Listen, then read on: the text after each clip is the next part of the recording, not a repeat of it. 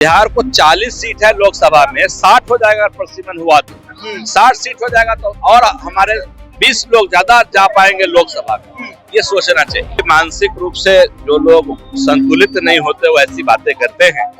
महिलाओं की सम्मान होनी चाहिए, आधी आबादी की सम्मान होनी चाहिए। परिसीमन होने से बिहार में लोकसभा और विधानसभा की सीटें बढ़ेंगी, लेकिन आप देखिए कि जब बिल आया लोकसभा में तो विपक्ष के लोगों ने इसका विरोध किया। वो लोग चाहते सिर्फ उन्हीं के परिवार के महिला सदन में जाए। लोकसभा पे एक सांसद पे 10,000 वोटर है, हमारे यहाँ एक सांसद पे 20,000 लाख वोटर है।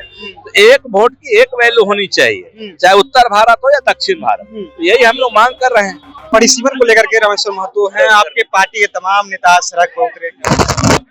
देखिए, हम लोगों ने पहले ही कहा था संवैधानिक अधिकार परिसीमन सुधार। हम लोग पिछले साल ही कई सारी रैलियां किए, पूरे बिहार में बनाने की कोशिश की कि परिसीमन होने से बिहार में लोकसभा और विधानसभा की सीटें बढ़ेंगी। लेकिन आप देखिए कि जब बिल आया लोकसभा में तो विपक्ष के लोगों ने इसका विरोध किया। वो लोग चाहते सिर्फ उन्हीं के परिवार के महिला सदन में जाए और आम लोग नहीं जाए। इसलिए हम लोगों ने धिक्कार रैली के माध्यम से और विपक्ष को एक मैसेज देना चाहते हैं कि अभी भी मौका है, आम महिलाओं के लिए इस बिल को पास कराएं। लेकिन जिस तरह से पूर्णिया से निर्दलीय सांसद पप्पू यादव महिलाओं को लेकर के इस तरह की टिप्पणियां आपने भी न्यूज चैनलों पर देखा होगा, किस तरह की उन्होंने बातें कही। देखिए, मानसिक रूप से जो लोग संतुलित नहीं होते वो ऐसी बातें करते हैं।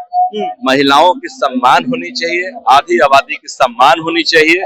और जो बिहार के मुख्यमंत्री नीतीश कुमार जी ने महिलाओं के लिए बिहार में काम किया है, जो प्रधानमंत्री जज महिलाओं के लिए बिहार में 33% आरक्षण लाए, इसका सम्मान करना चाहिए। क्या लग रहा है कि जिस तरह से परिसीमन नहीं होने से बिहार को ये इससे नुकसान है? बिहार को 40 सीट है लोकसभा में, 60 हो जाएगा परिसीमन हुआ तो 60 सीट हो जाएगा तो और हमारे 20 लोग ज्यादा जा पाएंगे लोकसभा में। ये सोचना चाहिए। क्या लग रहा है जिस तरह से साउथ के जो पॉलिटिक्स करने वाले नेता है, उन्होंने कहा कि जनसंख्या पर हम नियंत्रण किए, विपक्ष के नेता है कहा कि साउथ के लोगों ने नियंत्रण किया तो उन्हें ये भुगतान भुगतना पड़ रहा है। ये अलग अलग लोग नेता है, वो लोगों ने जो भी कहा उनको ये सोचना चाहिए कि उनके यहाँ एक लोकसभा पे एक सांसद पे 10,000 वोटर है, हमारे यहाँ एक सांसद पे 20,000 लाख वोटर है। तो एक वोट की एक वैल्यू होनी चाहिए, चाहे उत्तर भारत हो या दक्षिण भारत। तो यही हम लोग मांग कर रहे हैं कि बराबरी हो हर जगह। जी, वो कहे कि हमारे दो पर काम किए, देश के प्रधानमंत्री भी इस बात को कर रहे हैं, लेकिन अब परिसीमन करके हम लोग को उसका अंजाम भुगतना पड़ रहा है। नहीं, परिसीमन होनी चाहिए। एक वोट एक वैल्यू जो हमारे देश में है वो लागू होना चाहिए। जो संवैधानिक अधिकार है हमारा परिसीमन, वो होना चाहिए। जहां तक सवाल है कि दक्षिण भारत के लोग कह रहे हैं दक्षिण भारत में तो सीटें बढ़ेंगी, ये थोड़ी सिर्फ उत्तर भारत में बढ़ेंगी, जनसंख्या के अनुपात हर जगह सीट बढ़ेगी।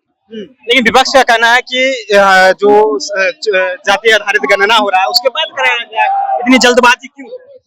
मैं कहता हूं कि जाति आधारित गणना तो होगा ही, और जिस प्रकार से लोग बातें अपनी रख रहे हैं उनका मकसद एक ही है कि परिसीमन न हो, महिलाओं को अधिकार न मिले। बस इसी उद्देश्य के साथ जो है वो इस बिल के खिलाफ। और विपक्ष जो है उस बिल के खिलाफ इसलिए है ताकि परिसीमन न हो और जो महिलाओं को अधिकार, जो बिहार को एक अधिकार मिलने था वो न मिले। देखिए, रामेश्वर महतो थे, हम बातचीत कर रहे थे। आपकी क्या राय है अपनी राय नीचे कमेंट बॉक्स में रखिएगा। आप देख रहे थे जनता जंक्शन। बहुत बहुत धन्यवाद।